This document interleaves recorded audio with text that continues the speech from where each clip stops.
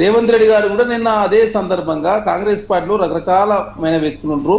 హిందూ మతంలో అయితే ఎట్లయితే నాన్ వెజ్ దేవులు కావచ్చు, తర్వాత కొన్ని దిక్కులో పోచమ్మ మైసమ్మ కావచ్చు, రకరకాల టెంపుల్ ఇట్లా ఉంటాయని చెప్తూ హిందూ మతం లాంటి కాంగ్రెస్ పార్టీ అందరు కలుపుకోవాలని చెప్పి మాట్లాడి ఎక్కడ హిందూ మతానికి సంబంధించి ఏమైనా కించపరిచే వ్యాఖ్యలు చేసినా అంటే భారతీయ జనతా పార్టీ నాయకులు ఒక్కలే హిందువులు, మిగతా వాళ్ళంతా పాకిస్తాన్ మేమేమన్నా మాకు మించిన హిందువులు ఎవరున్నారు? మీరు రాజకీయానికి వాడుకుంటూ మీరు ఇప్పుడేమంటున్నారు? భానుప్రకాష్ రెడ్డి గారు రాజకీయానికి వాడుకుంటారని చెప్తున్నారు. మరి రాజకీయానికి వాడుకుంటుంది ఎవరు?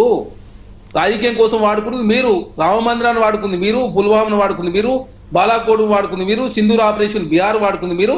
అసలు హిందూయిజాన్ని వాడుకుంటుంది మీరు కదా, మేము కాదు కదా. భారతీయ జనతా పార్టీ పెద్ద పెద్ద మాటలు మాట్లాడుతున్నారు. భారతీయ జనతా పార్టీ ఏమైనా డెవలప్మెంట్ మీద ఎలక్షన్ మీరేమన్నా మా జీడిపి ఇంత మేము వచ్చిన ఇన్ని ఉద్యోగాలు కల్పించిన ఇన్ని ప్రభుత్వ రంగ సంస్థలు ఎదుర్కొల్పోయినాం మా కోడే అని చెప్పి అడిగిరా మీరు ఇంతవరకు ఎప్పుడన్నా? ఎందుకని మాట్లాడేది భారతీయ జనతా పార్టీ? అదే కాకుండా జిఎస్టీలు ఏకంగా టెంపుల మీద విధించింది సార్ భారతీయ జనతా పార్టీ. మర్చిపోయారేమో మేమంతా కాంగ్రెస్ పార్టీ మర్చిపోయినా అనుకుంటారా వాళ్ళు? 2017 ముందు వ్యాట్ ఉంటే కాంగ్రెస్ ప్రభుత్వాలు మినాయింపించారు టెంపుల విషయంలో, తలనీలాల మీద కావచ్చు, రూమ్ రేట్లు కావచ్చు, అదే కాకుండా అర్చన విషయాలు కావచ్చు, ఇవన్నిటి విషయంలో భారతీయ జనతా పార్టీ వచ్చిన మా తెలంగాణ రాష్ట్రంలో మా భద్రాద్రి రామగిరికి నోటీస్ ఇచ్చారు జిఎస్టీ కౌన్సిల్, మా లక్ష్మీనరసింహ స్వామి యాదాద్రికి ఇచ్చారు, మా భద్రాద్రికి ఇచ్చారు, అదే కాక మా వేములవాడ రాజన్నకు నోటీస్ ఇచ్చారు, మా కొండగట్ట అంజనకు నోటీస్ ఇచ్చిన భారతీయ జనతా పార్టీ హిందూ సమాజం గురించి మాట్లాడితే నవ్వుకుంటారు తెలంగాణ సమాజం.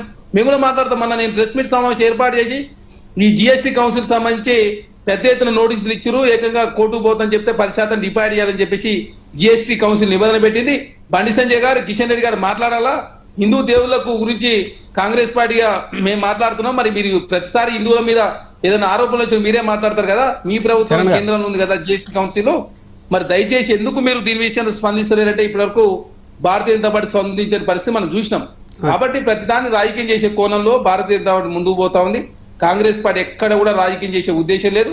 ఎక్కడ కూడా ఏ దేవుళ్ళని హిందూ దేవుళ్ళని తెలంగాణ రాష్ట్రంలో ఇప్పుడు సార్ ముఖ్యమంత్రి ఎక్కడ కించపరచలేదు అనేది చాలా స్పష్టం. రైట్. చరణ్ కౌశిక్ గారు, అసలు మేము ఎక్కడ కించపరచలేదు, మీకు నిజంగా గాన ప్రేమ ఉంటే మరి జిఎస్టీ నోటీసులు ఏంటి దేవాలయాల మీద అన్నారు భానుప్రకాష్ రెడ్డి గారు. పాలసీ విషయాలు వేరే, పాలసీ మనోభావాలు వేరే. చరణ్ కౌశిక్ గారు మాట్లాడివ్వండి. మీరు సమర్థిస్తున్నారా లేదా? నేను మహాటీవీ ద్వారా చరణ్ కౌశిక్ గారు ఒకరు మాట్లాడేటప్పుడు ఇంకొకరు మాట్లాడద్దు. మహాన్యూస్ ద్వారా చరణ్ కౌశిక్ గారిని ఒక్క నిమిషం మ్యూట్ చేయండి, నేను చెప్తాను. ఒక్క నిమిషం చరణ్ కౌశిక్ గారిని మ్యూట్ చేయండి. చరణ్ కౌశిక్ గారు, ఒకరు మాట్లాడేటప్పుడు ఇంకొకరు మాట్లాడద్దు. ప్రతి ఒక్కరికి మాట్లాడే అవకాశం వస్తుంది. మాట్లాడిన తర్వాత మీరు పాయింట్తో మరలా మాట్లాడండి, ఓకేనా? భానుప్రకాష్ రెడ్డి గారు చెప్పండి. ఇప్పుడు నేను చరణ్ గారిని ప్రశ్నిస్తున్నా, రేవంత్ రెడ్డి గారి మాటలు మీరు సమర్థిస్తున్నారా? మీ పార్టీ సమర్థిస్తా ఉందా? ఇది రేవంత్ రెడ్డి గారి మాటల పైనుంచి ఏమైనా మాట్లాడమని చెప్పారా? స్క్రిప్ట్ డైరెక్షన్ పైనుంచి వచ్చిందా? మీరు మాట్లాడారా? రేవంత్ రెడ్డి గారి మాటలు మీరు సమర్థిస్తున్నారా? అంటే ఇంతకుముందు ఏదో దేవుడు, హిందూ, రాముడు అన్నాడు. ఎస్, రాముడు గురించి మాట్లాడితే హిందుత్వం అవుతుందంటే ఖచ్చితంగా మేము భారతీయ జనతా పార్టీ, మీరు ఏమని అనుకోండి, ఈరోజు దేశ ప్రజలందరూ భారతీయ జనతా పార్టీ వెనకాల ఎందుకున్నారంటే దేశం కోసం, ధర్మం కోసం.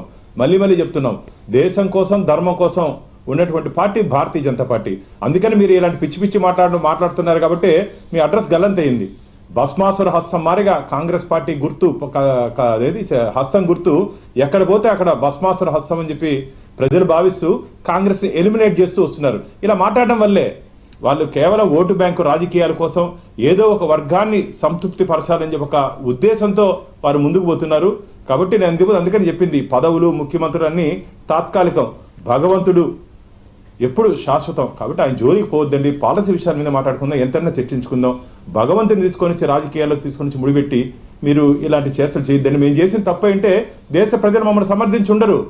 దేశ ప్రజలు మేము చేసే ప్రతి పనిని ఆశీర్వదిస్తున్నారు, పూల వర్షంతో మమ్మల్ని ఆశీర్వదిస్తున్నారు. కాబట్టి ఈరోజు కాశ్మీర్ నుంచి కన్యాకుమారి వరకు, అటాక్ నుంచి కటక్ వరకు దేశంలో ఎక్కడ ఎన్నికలు జరిగినా ప్రజా తీర్పు భారతీయ జనతా పార్టీకి, ఎన్డీఏకి అనుకూలంగా ఉంది. మీ అడ్రస్ గల్లంత అయితే వస్తుంది. అది సోదరులు. రైట్. భానుప్రకాష్ గారు, చరణ్ కౌశిక్ గారు సమాధానం విందాం. చరణ్ కౌశిక్ గారు ఇప్పుడు మాట్లాడండి, చెప్పండి. చరణ్ కౌశిక్ గారు మీ వాదన ఇప్పుడు వినిపించండి. సార్ ఆశీర్వదిస్తారని చెప్తా ఉన్నారు భానుప్రకాష్ గారు. 2014లో మీరు ఎలక్షన్ల సందర్భంగా 2G స్పెక్ట్రాన్ చేసింది కాంగ్రెస్ పార్టీ, పెద్ద ఎత్తున అవినీతి చేసిందని చెప్పి ప్రచారం చేసి సుప్రీంకోర్టులో ఎలాంటి అవినీతి జరగలేని తేలింది. 2019కి వస్తారు మీరు డెవలప్మెంట్ మీద ఎలక్షన్ పేరా. ఆనాడు పుల్వామా, బాలాకోట్ జరిగింది, పాకిస్తాన్ భూజో చూపి 2019లో అధికారులకు వచ్చారు. 2024 వస్తాకే రామ మందిరం ఎలక్షన్ పోతే 63 స్థానాలు తగ్గినాయి సార్. ఫజియాబాద్ లో భారతీయ జనతా పార్టీ ఓడిపోయింది. రామ మందిరం ఉన్న ప్లేస్ లో భారతీయ జనతా పార్టీ ఓడిపోయి వారణాసిలో నరేంద్ర మోడీ మెజార్టీ 1,00,000 మెజార్టీ తగ్గింది. మీరు తర్వాత ఏం చేసిరు? ఎప్పుడైతే ఈ దేశ ప్రజలంతా కూడా జిఎస్టీని వ్యతిరేకించారు, జిఎస్టీ స్లాబులు తక్కువ చేసుడు, తర్వాత ఇన్కమ్ ట్యాక్స్ రిబేట్ తక్కువ చేసుడు, తర్వాత ఏదైతే మన అదే మహిళలకు సంబంధించి ఉచిత పథకాలకు సంబంధించి మధ్యప్రదేశ్ లో కావచ్చు, బీహార్ లో కావచ్చు, ఢిల్లీలో కావచ్చు, హర్యానాలో కావచ్చు ఎలక్షన్ కమిషన్ మేనేజ్ చేస్తూ ఉత్తరప్రదేశ్ నుంచి తీసుకొచ్చి హర్యానాలో 9 లక్షల ఓట్లు నమోదు చేస్తుడు, ఆ మహారాష్ట్రలో 1 కోటి ఓట్లు నమోదు చేస్తుడు, బీహార్ లో 63 లక్షల ఓట్లు తొలగించు 23 లక్షల ఓట్లు నమోదు చేస్తుడు. మీరు ఏం చెప్పారు? కర్ణాటకలో ఉచితాలకు మీ వ్యతిరేకం అని చెప్పిన భారతీయ జనతా పార్టీ విపరీతం ఉచితాలు ఇవ్వడం తోటి 14,000 కోట్ల రూపాయలు వరల్డ్ బ్యాంక్ నుంచి అప్పు తీసుకొచ్చి మహిళల ఖాతాలో చరణ్ గారు సబ్జెక్ట్ ఎలక్షన్ కాదు. చరణ్ గారు సబ్జెక్ట్ ఎలక్షన్ కాదు. సబ్జెక్టు ఇక్కడ రేవంత్ రెడ్డి గారు మాట్లాడిన మాటల్లో ఆంతర్యం ఏంటి రేవంత్ రెడ్డి గారు దాన్ని మీరు సమర్థిస్తున్నారా అని భానుప్రకాష్ గారు అడిగారు. ఎలక్షన్ కి క్యాంపెయిన్లకి ఆ స్కీమ్స్ కి మళ్ళీ వెళ్దామండి. మనం ఇక్కడ ప్రస్తుత సబ్జెక్ట్ మనం మాట్లాడిన మాటలు వక్రీకరించారా, దాని అనుకున్నటువంటి అంతరార్థం ఏమిటి, దానికి సమాధానం చెప్పండి చాలు. సార్ వక్రీకరించింది కాబట్టి ముఖ్యమంత్రి గారు ఆల్రెడీ ఢిల్లీలో స్పందించిండు. నేను కాంగ్రెస్ పార్టీ సంబంధించి కార్యకర్తలకు చెప్పే క్రమంలో హిందూ దేవతలాగా చాలా మంది దేవుళ్ళు ఉంటారు, కాంగ్రెస్ పార్టీలో కూడా చాలా మంది ఉంటారు, అందరిని కలుపుకొని పోవాలని చెప్పి మాట్లాడు ఎక్కడని కించపరిచినమా, లేకపోతే దేవుడు ఇట్లా రాముడు లేడని చెప్పినామా, లేకపోతే ఇంకా రాముడు అసలు క్రిస్టియన్ మతం నుంచో ముస్లిం మతం నుంచి హిందూ మతంలోకి వచ్చి చెప్పినామా? ఎక్కడ మేము వక్రీకరించినాము? మేము ఎక్కడ వక్రీకరించినాము? మీరేం చేశారు? బండి సంజయ్ గారు ఏం మాట్లాడి సార్, కాంగ్రెస్ పార్టీకి వేస్తే పాకిస్తాన్కి వేసినట్టు, భారతీయ జనతా పార్టీకి వేస్తే హిందుస్థాన్కి ఓట్లు వేసినట్టు చెప్పి మన జూబ్లీస్ కూడా ప్రచారం చేశారు. మీలాగా రాజకీయం కోసం కాంగ్రెస్ పార్టీ వాడుకోలేదు. ఏ హిందూ దేవుణ్ణి, ఏ హిందూ మతాన్ని కూడా మేము కించపరిచి సనాతన ధర్మాన్ని రక్షించింది కాంగ్రెస్ పార్టీ. మా పివి నరసింహ గారు తీసుకొచ్చిన ఆర్డినెన్స్ మూలంగానే సుప్రీంకోర్టులో రామ మందిరం జడ్జిమెంట్ వచ్చింది. That is Congress party. మేము సర్వతోముఖాభివృద్ధికి తోడ్పడ్డాం కాబట్టి భారతదేశంలో సనాతన ధర్మం బతికున్నది. మీలాగా సర్వతోముఖాభివృద్ధికి తోడ్పడలేదు కాబట్టి మీరు సనాతన ధర్మం విషయంలో చెప్పేది ఒకటి, చేసేది ఒకటి. అదే కాకుండా సార్, నల్ల చట్టాల కోసం ఢిల్లీలో సంవత్సర కాలం పాటు హిందువులు అయినటువంటి రైతులు ధర్నాలు చేసి చనిపోతే 700 మంది పడుచుకున్న పాపన భారతీయ జనతా పార్టీ పోలేదు సార్. వాళ్ళు ఎంతసేపు ఓట్లు కావాలా, హిందువులు చచ్చిపోయాయండి. వచ్చిన సందర్భంగా మీరు చెప్పే సమాధానం మీరు చెప్పేశారు. మీరు చాలా స్పష్టంగా చెప్పారు, ఎక్కడ కించపరచలేదు దేవుళ్ళని కించపరిచే ఉద్దేశం మాకు లేదు అని చెప్పేసి మీరు క్లియర్గా చెప్పారు. మీరు చెప్పే సమాధానం భానుప్రకాష్ గారికి చెప్పారు. ఇప్పుడు మీరిద్దరు వాదనల్ని బండారు రామ్మోహన్ రావు గారు అనలిస్టు, ఇద్దరు వాదనల్ని రేవంత్ రెడ్డి గారి మాటలు వెనుకున్నటువంటి అంతర్యాన్ని as an analyst Bandaru Rammohan Rao garu ఎట్లా అనలైజ్ చేస్తారు? రామ్మోహన్ రావు గారు. శివప్రసాద్ గారు, మీకు అట్లాగే మిత్రుడు చరణ్ కౌశిక్ గారికి, భానుప్రసాద్ రెడ్డి గారికి నమస్కారం. అట్లాగే మన మహా టీం ప్రేక్షకులకు నమస్కారం. 2 విషయాలు చెప్తాను. నేను హేతువాదిని, నాస్తికుని కాదు. కానీ 2 విషయాలు మాట్లాడాలి. ఎందుకంటే ఇది అట్లాగే పవన్ కళ్యాణ్ గారు మాట్లాడే విషయంలో. ఇప్పుడు ఎందుకంటే అటు భానుప్రకాష్ గారు ఉన్నారు బీజేపీ నుంచి, ఇటు పక్కనేమో చరణ్ కౌశిక్ గారు, విల్సన్ గారు కూడా ఉన్నారు. కోపం వస్తుంది. విల్సన్ గారు కూడా ఉన్నారు.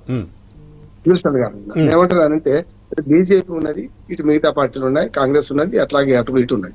ఏమంటే ఆ 2 వ్యాఖ్యలను కలిపి చెప్తాను. నేను ఇంతకుముందు ఒక మంచి మాట చెప్తాను. మీరు అంటే మాట మాట్లాడేటప్పుడు పెదవి దాటితే పృథ్వీ దాటితే అని మా అమ్మ అనేది ఎప్పుడు కూడా, పెదవి దాటిందని పృథ్వీ దాటితే ఆలోచించి మాట్లాడితే సమస్య ఉండదు.